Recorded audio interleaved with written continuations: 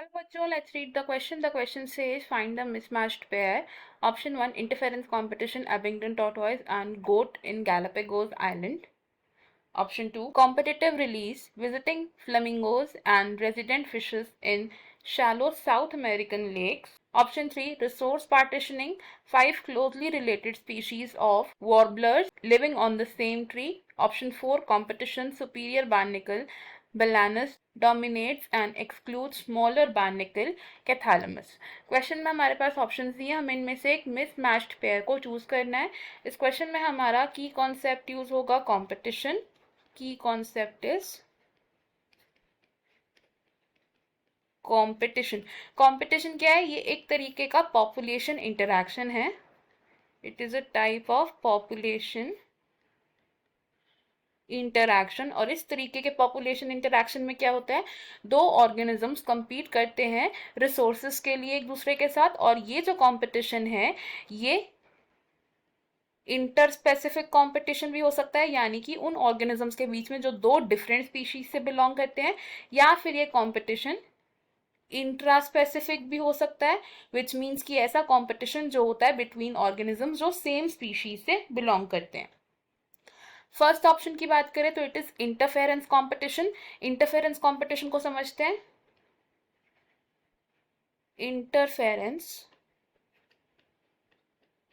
Competition. Interference competition में क्या होता है, एक ऑर्गेनिज्म की फीडिंग एफिशिएंसी दूसरे कंपीटिंग ऑर्गेनिज्म की फीडिंग एफिशिएंसी को रिड्यूस कर देती है. तो it is feeding efficiency of one species क्या करती है, it reduces and interferes with the feeding efficiency of other. अब इंटरफेरेंस कंपटीशन का एक एग्जाम्पल है हमारे पास एबिंगटन टॉर्टॉइस एंड गोट.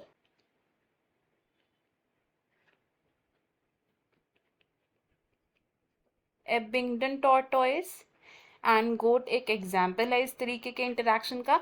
अब एबिंगडन टॉर्टॉइस को गैलापागोस आइलैंड में इंट्रोड्यूस किया गया था और इनकी population within a decade ही एक्सटिंक्ट हो गई थी, बिकॉज इस टाइम पीरियड में गोट का इंट्रोडक्शन हो गया था एंड गोट की फीडिंग एफिशिएंसी की वजह से जो एबिंगडन टॉर्टॉइस थे इनकी फीडिंग एफिशिएंसी रिड्यूस हो गई थी एंड ये एक्सटिंक्ट हो गए थे.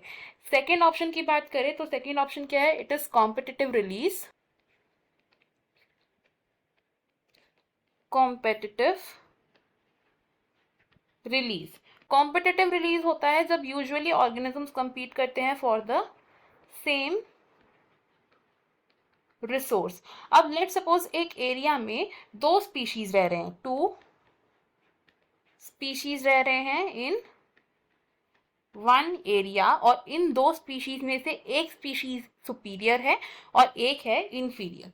अब इन दो स्पीशीज में से अगर एक कॉम्पिटिटिव स्पीशी का रिमूवल हो जाए, वन कॉम्पिटिटिव स्पीशीज को हमने क्या कर दिया, वहां से रिमूव कर दिया. जब एक कंपेटिटिव स्पीशीज को हमने रिमूव कर दिया तो दूसरे स्पीशीज के पास अब ये चांस है कि वो खुद को एक्सपैंड कर सकेगा उस रेंज में. तो इस रिमूवल की वजह से क्या होता है, जो अदर स्पीशीज बच जाती है वो क्या करती है, वो एक्सपैंड करती है अपने रेंज को इन दैट एरिया. और अगर हम बात करें अब flamingos and resident fishes in South American lakes की, about flamingos and resident fishes in South American lakes, South American lakes. तो इस केस में क्या हुआ था, साउथ अमेरिकन लेक्स में जब फ्लेमिंगोज आते थे, फ्लेमिंगोज क्या है, ये विजिटर्स हैं, जब उस लेक में फ्लेमिंगोज आते थे तो वो सेम फूड रिसोर्स के लिए compete करते थे वहाँ की नेटिव फिशेस के साथ, यानी कि रेजिडेंट फिशेस के साथ. और इनका जो सेम कंपटीशन के लिए रिसोर्स होता था वो क्या था, फूड. और इन दोनों ही ऑर्गेनिजम्स का फूड थे हमारे जू प्लैंकटॉन्स। तो एक सेम रिसोर्स के लिए दो अलग अलग स्पीशीज के ऑर्गेनिजम्स कम्पीट कर रहे थे, तो ये किसका एग्जाम्पल है? ये है एक इंटर स्पेसिफिक कंपटीशन का एग्जाम्पल, ना कि एक कम्पिटिटिव रिलीज का एग्जाम्पल। तो हमारा जो ऑप्शन 2 है वो एक मिसमैच्ड पेयर है। ऑप्शन 3 की तरफ जाएं। Option 3 is resource partitioning. Resource partitioning, resource partitioning से हम क्या समझते हैं कि दो स्पीशीज यूजुअली क्या करती हैं, एक दूसरे के साथ compete करती हैं for same resource, compete for same